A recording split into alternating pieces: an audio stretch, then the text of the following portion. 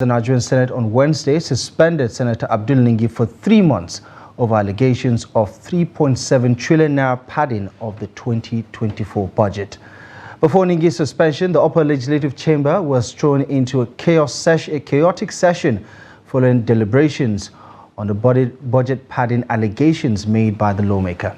Here's a report. Chairman of the Senate Committee on Appropriation, Solomon Olamilekan, who moved the motion that led to the suspension of Senator Ningi, explained that the figure is not contained in the budget because some of the agencies are on first-line charge.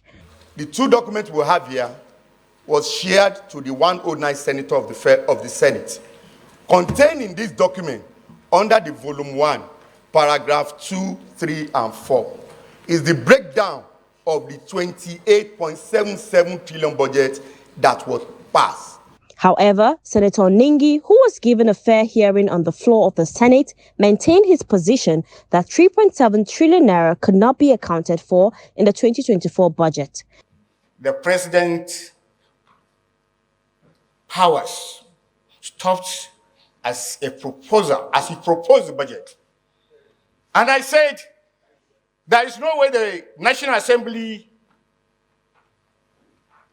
will add anything on the budget and it becomes padding.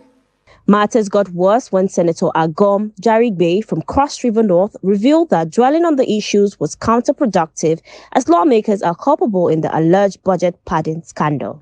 He further revealed that while some lawmakers received 500 million naira, others got as much as 100 billion naira from the budget.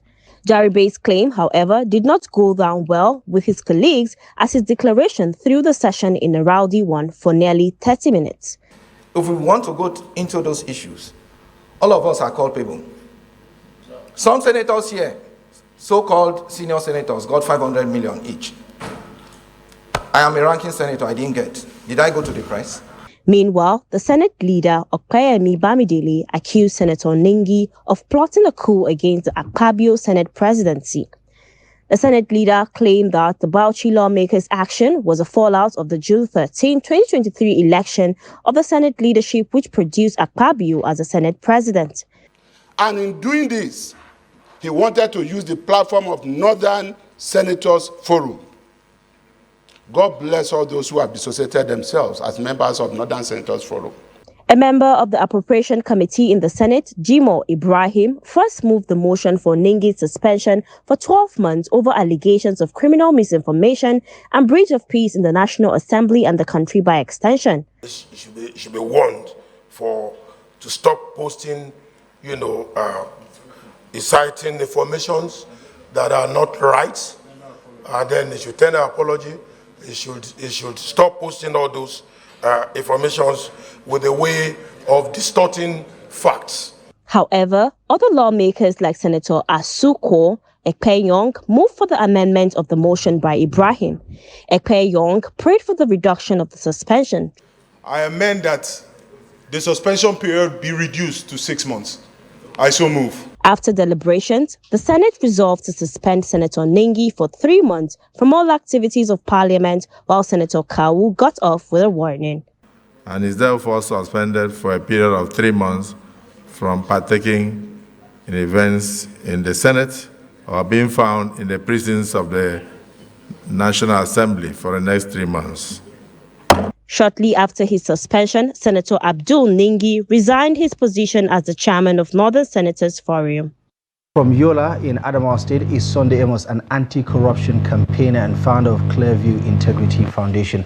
Thank you so much for joining us on the program. Let me get your quick reaction to the developments. Over the weekend, we've been inundated with this claim since that interview on the BBC House of Service came to light, that this padding, as far as the allegation is concerned, it's not the first time Nigerians are hearing about it. However, the Senate apparently has put it to bed by saying that the senator was misinforming not just the Senate or the Nigerian public, but it was rather deliberate.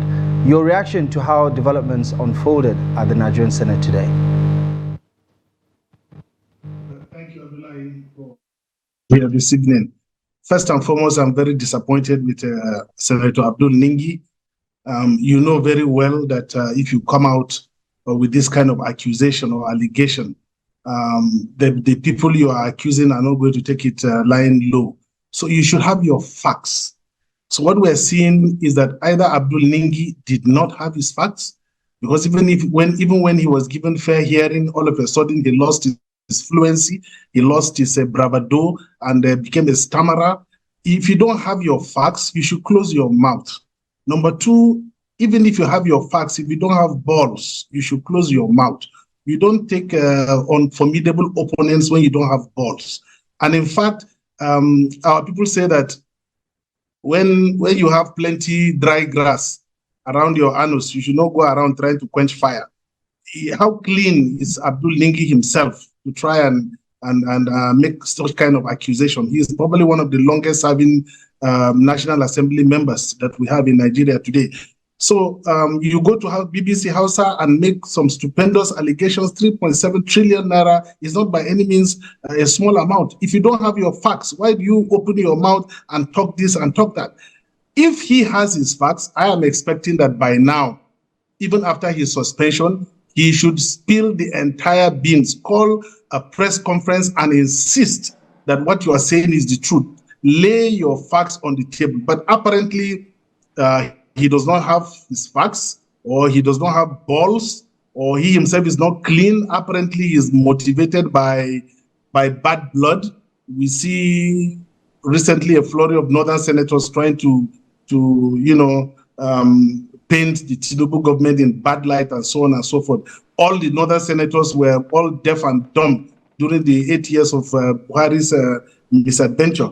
And maybe now that they feel the North is out of power, you want to come out with all kinds of allegations against the Tinubu government. It's very, very bad. So It's an unfortunate thing. We know the pardon is there. We know the corruption is there. We know the sleaze in the Senate and the National Assembly is there. But if you don't have your facts and if you don't have balls, you should keep quiet. Okay. Mr. Sunday, I would appreciate it if we replace the word balls with something a lot more civil that is good for public consumption. But doubling down on some of the, takes that we heard from the Nigerian Senate today, there are some who are not necessarily backing Abdul Ningi, but also saying that, listen, there's a lot that we're not being transparent about. One of the lawmakers, senators from Cross River, did stand up to say, listen, some of the ranking senators got X amount of money, shedding light on what you, earlier alluded to, the sleaze, quote-unquote, irregularities with regards to the funding in the budget, whether it's constituency projects or so on and so forth. Give me your take on the thoughts of the Senate President when he said this allegation by Senator Abdul Ningi has tarnished or has damaged the integrity of the Nigerian Senate. Nigerians are divided on this particular issue. How do we forge ahead as far as transparency around budgetary allocation or public expenditure is concerned? I listened to Senator Jaribe from Cross River North. Even he himself, if you look at what he was saying, it's because he didn't get. So because he didn't get, maybe that is why he's speaking out. So perhaps if he had gotten the 500 million naira, he would have been observing good table manners by now by keeping quiet also. So you see, again, the motivation is wrong. We know there is a lot of corruption in our National Assembly, and that is why we need somebody who has the facts, who has the balls, and is clean enough to come forth, so that come what may, whether he's going to be suspended, whatever, he will lay out his facts on the table. So there's nothing like painting the Senate in bad light. The Senate has always been in bad light. We know that the issue of corruption in the Senate is there. So there's nothing like painting the Senate in bad light that Akpabio is talking about.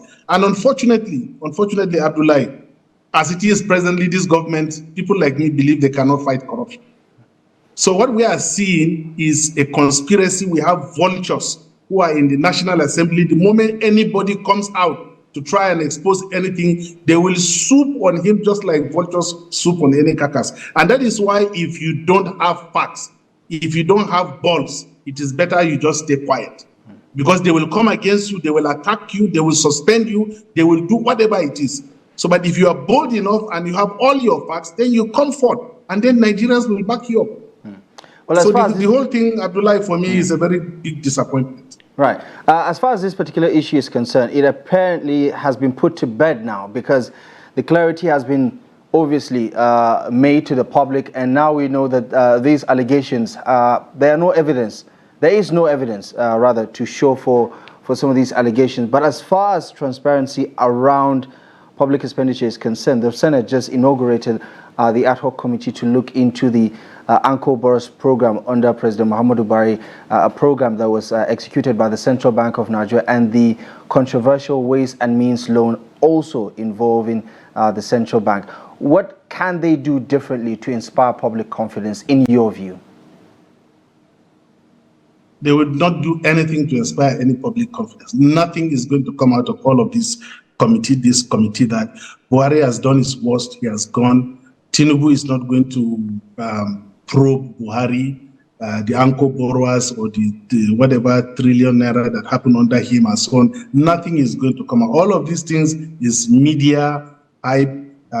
Nothing will happen. Not even the 3-month suspension that we're seeing of this is a slap on the back of the wrist.